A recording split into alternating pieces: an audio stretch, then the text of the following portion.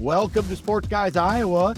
We are blessed to be joined today by the head men's coach of the Upper Iowa University Peacocks in his first season in Fayette, Coach Casey Kasperbauer. Coach, welcome to the podcast. Thanks a lot for having me on. I'm excited to talk with you guys today. Absolutely. Coach, we always love to start the podcast by giving our coaches just the space to talk about their journey. You played Division I basketball at USD. Can I talk about your journey from a player to today in Fayette? Yeah, like you mentioned, I played at USD from 2012 to 16, and I went overseas. I played professionally for a year, and then I worked in Ankeny and the surrounding CIML type towns and was doing player development for a year. And then in April of 2018, I was hired as the director of basketball operations for USD.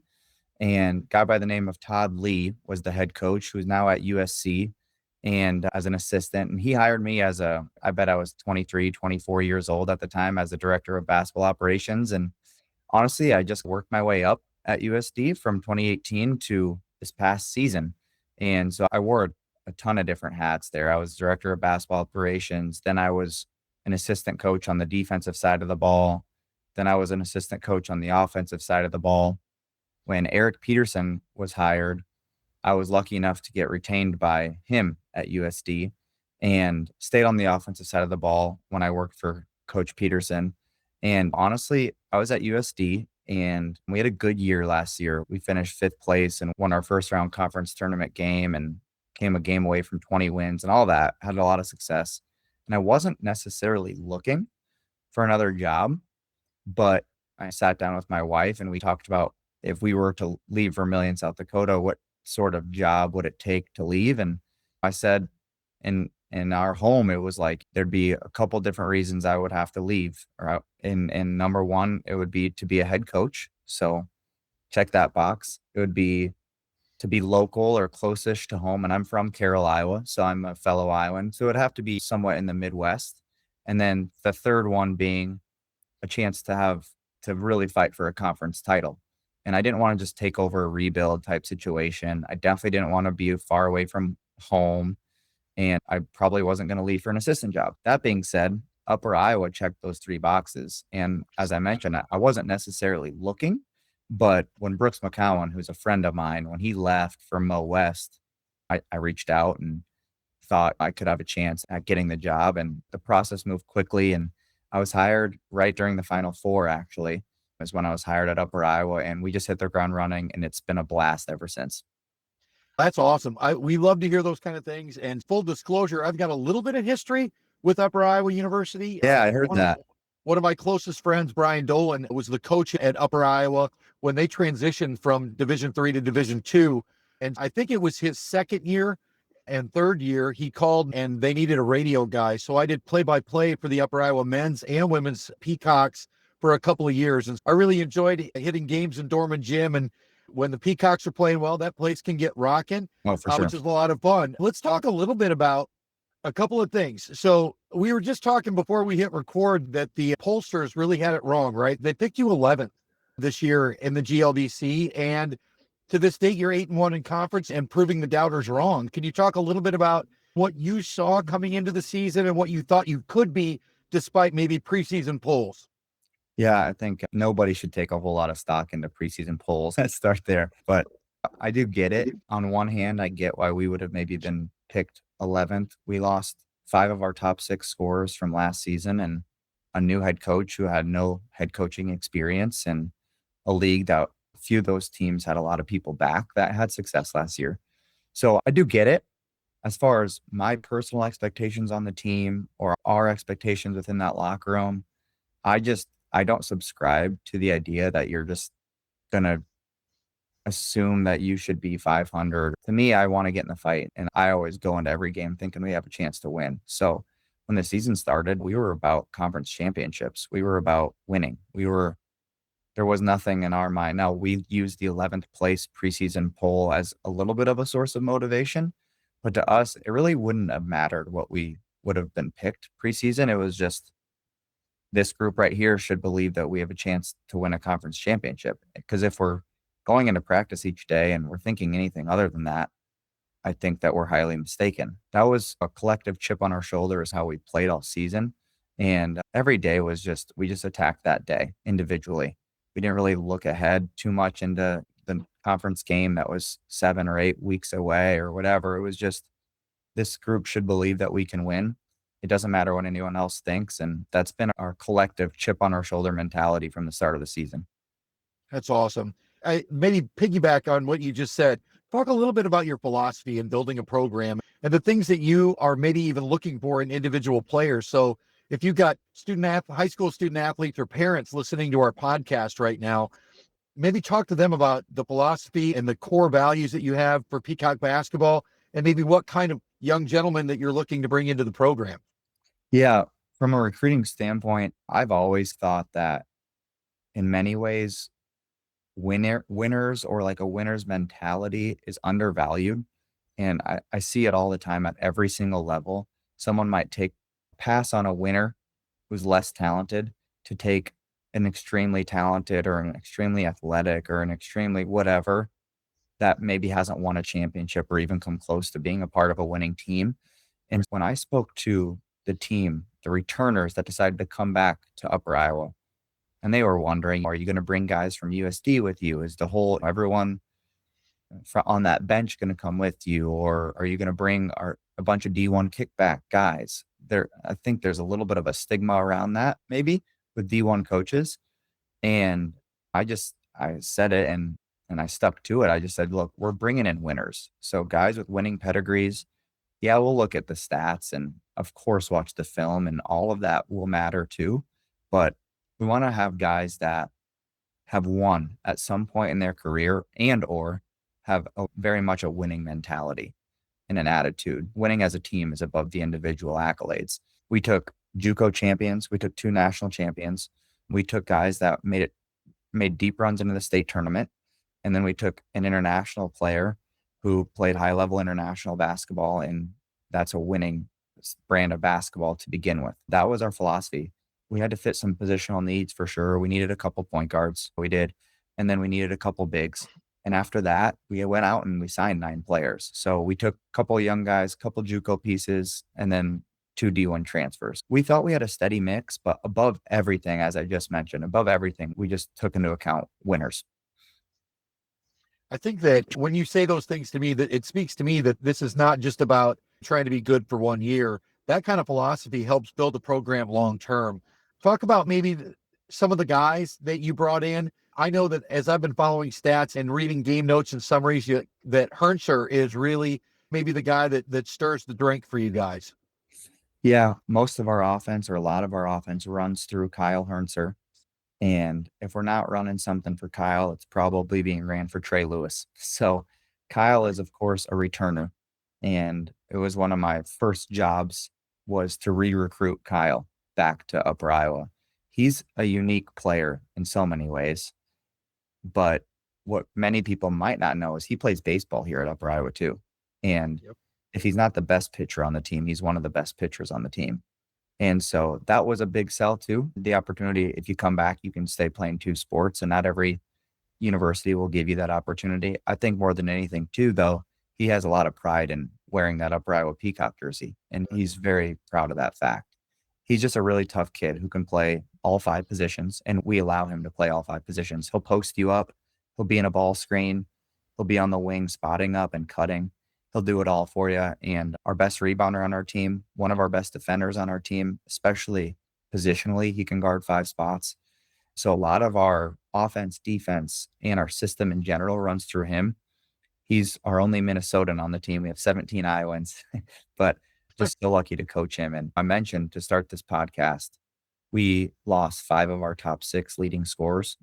The one that we didn't lose is Kyle. I'm just really grateful that Kyle chose to believe in our staff and our philosophy. And he's just been bought in from the start. Love coaching him, love being around him every day. He's an awesome leader. And then Trey Lewis is a D1 transfer from Florida A&M, but I've been recruiting him since his DMAC days. And honestly, I watched him a lot in high school too at Johnston. So I feel like I've known him for 5 or 6 years, even though I just started coaching him. And then all the pieces around him are massive. Jack Miller is our 3rd leading scorer, and he's taken a gigantic leap. He was 7th or 8th man last year, and he played 12 to 15 minutes a game. And If he made a couple shots, he stayed in, and if he didn't, he would come out. And his role is just different this year. He's a year older, he's a year more mature, and we really believe in him. With the ball in his hands, defensively, he changes games for us. And obviously, those are the three leading scorers. But to be where we are in the standings, you need a full team, and we play a deep bench. And most games, we play 11 people. So everyone contributes in a positive way. We'll talk a little bit about the 25-26 version of the Peacocks. You guys are off to a 13-3 start, 8-1. You suffered your first GLBC loss of the season last week to Quincy, but then bounced back against Truman. So talk a little bit about maybe the journey of the season and this most recent weekend. Yeah, the season itself, we had early tests, and that was intentional from a scheduling standpoint. We went out and we went on the road our first 4 games, and we just wanted to test our guys. We wanted to see what we were about. We also wanted to spend time together away from campus a little bit. So that was the idea behind that scheduling philosophy. We took an early lump to Central Missouri, and we started off the year 3-1, and then we rattled off, I don't even know how many wins. We rattled off a ton of wins and lost to Roosevelt before Christmas break. It's been unique because we've got 3 losses. Two of our losses and our last 2 losses, one was at the end of a semester, and the most recent one was at the beginning of the semester. So I don't know if something is tied into academics there, because our guys, we have a 3.6 GPA and we have some really high academic kids. And so maybe, and that this isn't an excuse at all, but we lost to Roosevelt right after guys are studying really hard for finals. And then we lose to Quincy right at the beginning of semester 2, and guys are in a different routine. But Quincy loss, that one really hurt because number one, it was our first loss in conference. Number two, it wasn't us. We did not play our style of basketball whatsoever. We pride ourselves on being a tough, nitty-gritty type of team and making the game as messy as we possibly can. We didn't do that. We did not do that against Quincy, and paid the price, paid the ultimate price. And against a team like Quincy, you can't do that because they're very physical, and they'll utilize all those opportunities. That you aren't tough, they're going to be tougher than you. So it was a good learning experience. I think every win and every loss is a great learning experience if you can use it the right way. And we watched that film and had a great response. We had a great bounce back win against Truman State, who was rolling coming into our game. And we only made 2 threes and we missed 16 free throws and won the game. That's a mark of a good to great team. If you can only make 2 threes and miss all those free throws and still find a way to gut out a win after that loss that happened 2 nights prior. Just so proud to coach our team and so proud of that response for sure. That's good. Look forward to the weekend. I know that you're going to William Jewell first, and then you might have to remind me on the second game of the weekend, but looks like you're making a trip to Missouri for your next couple of games. Yeah, we play William Jewell this Thursday, and William Jewell is maybe the hottest team in our league. If they're not the hottest team in our league, it's Missouri S&T, but William Jewell's on a 5-game winning streak, and they're beating teams by a pretty good amount too. What they are, we've just started to watch the film last night and throughout this morning, but they're really tough. They stay out of rotations because they switch 1 through 5 on the ball. They don't get screened off the ball. They're very tough, very physical defensively. And then offensively, a lot of their actions are your typical Bobby Knight motion type actions that are incredibly difficult to guard actions. A lot of off-ball screens. If you don't communicate those screens, they're going to get wide open looks. So they're a tough team and a really confident team right now. Our hands are full with them. And then we play on Saturday against Rockhurst, who's at the top of our league or near the top of our league too. I think they're 6-3, and they're really hot as well. So 2 of the hottest teams in our league, both on the road. Our hands are full, but I just couldn't be more excited for the challenge. So talk a little bit about maybe how, I know that coaches don't like to predict the way that the rest of the season is going to go, but you've got about a third of the conference season left. And talk a little bit about after this weekend, how you're going to prepare your guys, regardless of wins or losses this weekend. But how do you prepare your guys to finish out the conference season strong and then head right into that conference tournament? Yeah, every team right now is at the same point where everyone's trying to find the balance of making sure we can get better in practice, but also staying healthy and making sure bodies are fresh for games. So we're always, every day, we're searching for that balance.